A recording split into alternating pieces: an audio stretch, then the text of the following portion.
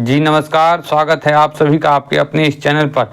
आज हम आपको बीपीएससी बिहार शिक्षक भर्ती टीआरई 4 के बारे में बताने जा रहे हैं, जिसका जो है नोटिफिकेशन मई महीने तक निकल जाएगा और जून जुलाई तक परीक्षा होने की संभावना है।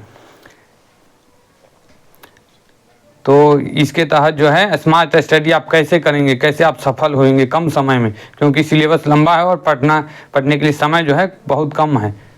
तो कैसे आप सफल हो जाएंगे, इसके लिए स्मार्ट स्टडी के बारे में आज हम चर्चा कर रहे हैं।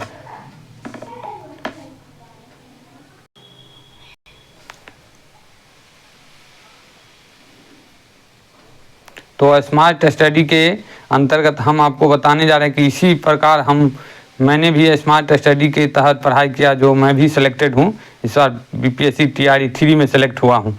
और यही टीचर के एग्ज़ाम ही नहीं, इससे पहले भी मैं बहुत सारा रेलवे का और ये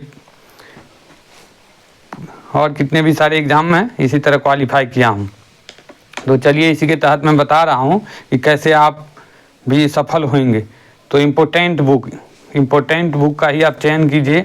सिलेबस के अनुसार जो बुक है, जो हमेशा हर जिसमें कंटेंट अच्छा हो, वो बुक ही रखिए। जैसे कि है एक एनसीईआरटी का सार संग्रह है, महेश बर्नवाल जी के आते हैं ये बुक, एनसीईआरटी सार संग्रह। इसमें जो है आपको पीआरटी के लिए और जो है तो जूनियर और टीजीटी पीजीटी के लिए भी आपको सब में काम आएगा। ये एसएसटी वाले के लिए भी है, अच्छा बुक है ये। और जो है ये साइंस बैकग्राउंड वाले उसके लिए भी अच्छा है। और उसके बाद चलते हैं आगे। जैसे ये हो गया इम्पोर्टेंट बुक। उसके बाद इम्पोर्टेंट बुक के अंतर्गत कौन कौन से बुक पढ़ें, तो इसमें जो है एक हो गया आपका सार संग्रह। दूसरा आप जैसे जीएस में आपका करंट अफेयर के लिए एसपीडी का बुक ले लीजिए, या नहीं तो एडुटेरिया का ले लीजिए।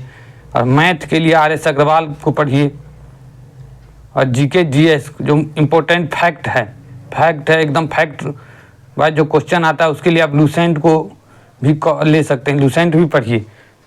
आधुनिक भारत के जितने भी जो है राष्ट्रीय आंदोलन से संबंधित महत्वपूर्ण फैक्ट जो जीएस में सबको आता है, पीआरटी से लेकर के टीजीटी पीजीटी और जूनियर सबको आएगा, उसमें जो है लूसेंट आप जरूर रखिए। और जो है एक किताब को आप 10 बार पढ़ें, एक किताब को जो है 10 बार पढ़ें, ना कि जो है एक किताब को 10 बार, 10 किताब को एक बार पढ़िए, ऐसा। तो एक किताब को जो है यहाँ पर एक किताब को 10 बार पढ़ने के बारे में बता रहा हूँ कि 10 बार पढ़िएगा, जो है रिवाइज करते रहेगा एक किताब को बार बार। जिसमें अच्छा कंटेंट हो उस किताब को रखिए। ये नहीं कि आपके टेबल पर एक ही हिस्ट्री या ज्योग्राफी का या मैथ का 3-4 बुक रहे, आप पता चले कि उसमें से कभी बना रहे कभी उसमें से बना रहे हैं और समझ में कुछ नहीं आ रहा है, हचपच हो जाता है। इसलिए हचपच ना करें। जो ही हिस्ट्री का है तो एक बुक लीजिए जिसमें कि आधुनिक भारत राष्ट्रीय आंदोलन से संबंधित अच्छे चैप्टर हो, कंटेंट अच्छा हो, उसको आप पढ़िए, है ना। 10 बार भले पढ़िए, कोई बात नहीं, टिक मार के पढ़िए, किताब को रंग रंग के पढ़िए, जैसे हाइलाइटर से हाईलाइट करके पढ़िए। तो चलिए आगे बढ़ते हैं।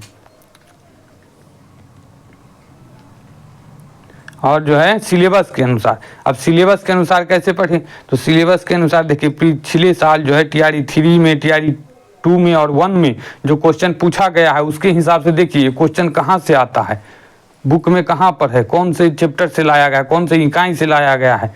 तो उसके हिसाब से पढ़िए सिलेबस के अनुसार क्या क्या पूछता है। ये नहीं कि हम सिलेबस में पूछ रहा है कुछ और, अब पढ़ रहे हैं कुछ और। तो सिलेबस के अनुसार पढ़िए, सिलेबस देख लीजिएगा, पिछले साल वाला क्वेश्चन पेपर के हिसाब से भी पढ़िएगा। पिछले साल का जो है क्वेश्चन का बैंक जो है ले लीजिएगा किसी प्रकाशन का, और उसके हिसाब से पढ़िएगा। तो सिलेबस जो होता है, सिलेबस और प्रीवियस ईयर क्वेश्चन, कम से कम सिलेबस और प्रीवियस ईयर क्वेश्चन ऐसा है जैसे कि आप कभी अंधेरे सड़क में जा रहे हैं, और तो अंधेरे में आप कैसे पैर बढ़ाइएगा, कैसे चलिएगा, गाड़ी से ही चल रहे तो कैसे चलिएगा। और उसमें आपको एक लाइट का काम करता है, हेडलाइट जला लीजिएगा या टॉर्च ही जला लीजिए, उजाला करके चलिए तो कितना चलने में सुविधा होता है, आसानी होता है। उसी प्रकार ये सिलेबस और ये हेडलाइट का काम करता है प्रीवियस क्वेश्चन। चलिए और आगे बढ़ते हैं। इसमें इसके अंतर्गत फिर आप जो है स्मार्ट स्टडी के अंतर्गत अब एनसीईआरटी इसमें पढ़ना है जरूर। एनसीईआरटी पूछता है तो एनसीईआरटी आपको पढ़ना पड़ेगा। एनसीईआरटी जो है 6ठी से लेके 6 क्लास से लेके 10 क्लास तक आप जरूर इसमें पढ़िए। जैसे आधुनिक भारत है तो 8वीं क्लास का और जो है 10वीं क्लास का तो अवश्य ही पढ़ना है एकदम आधुनिक भारत के लिए। चाहे कौन सा भी, चाहे पीआरटी से लेके पीजी तक की तैयारी कोई भी करते हो आप, तो उसमें जो है चाहे कौन सा भी सब्जेक्ट की आप तैयारी करते हो, उसमें जो है आधुनिक भारत में 8वां का जो है 8वीं कक्षा का जो है हिस्ट्री और जो है 10वीं कक्षा का हिस्ट्री जरूर पढ़ना है आपको।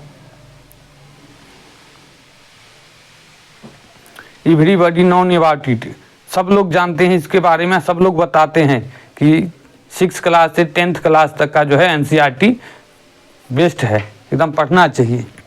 और दूसरा, और इसके बाद जो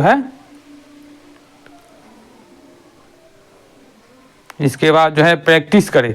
प्रैक्टिस जो है अवश्य कीजिएगा। प्रैक्टिस मतलब ये है जो आप कोई भी प्रकाशन का वो ले लीजिएगा, प्रैक्टिस बुक ले लीजिएगा कोई भी प्रकाशन का, जिसमें कि 20-30 प्रैक्टिस सेट हो। आप एक सप्ताह में एक या नहीं तो 2 दिन पर एक, जैसे अपना सुविधा के हिसाब से अपना प्रैक्टिस करते जाइएगा। उसका ये नहीं कि प्रैक्टिस कर दिए, चिन्हा लगा दीजिए, मतलब ABCD कुछ रंग लिए बस हो गया, आधे घंटे में 1 घंटे में। कम से कम जितने समय पर एग्ज़ाम सेंटर में देते हैं, एग्ज़ाम सेंटर में जितना समय देते हैं उस हिसाब से पूरा समय दीजिए। उसमें 2 घंटे कम से कम, 2 आवर दीजिए, कम से कम 2 आवर और 3 आवर, ऐसा करके उसका फिर डिटेल पढ़िए। क्वेश्चन में क्या पूछा गया है डिटेल पढ़ करके उसके बाद उसको जो है पूरा एकदम चिन्हा लगा लगा के फिर पढ़िए। और एक नोट भी बनाते जाइएगा, नोट भी बना लीजिएगा, मेन फैक्ट का नोट लिखते रहिएगा अपनी नोटबुक पर। तो चलिए आज के एपिसोड में बस इतना ही।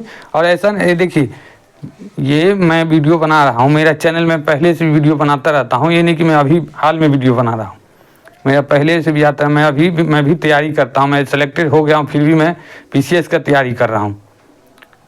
और इसी तरह मैं भी जो है स्मार्ट स्टडी के तहत बहुत सारे परीक्षा का जो क्वालिफाई किया हूँ। तो और ये वीडियो जो है अपने दोस्तों के पास भी शेयर कीजिएगा और लाइक सब्सक्राइब जरूर कीजिएगा, ठीक है। और नेक्स्ट वीडियो में फिर अलग अलग तैयारी के जो है संदर्भ में वीडियो लाते रहेंगे। तब तक के लिए नमस्कार, जय हिंद।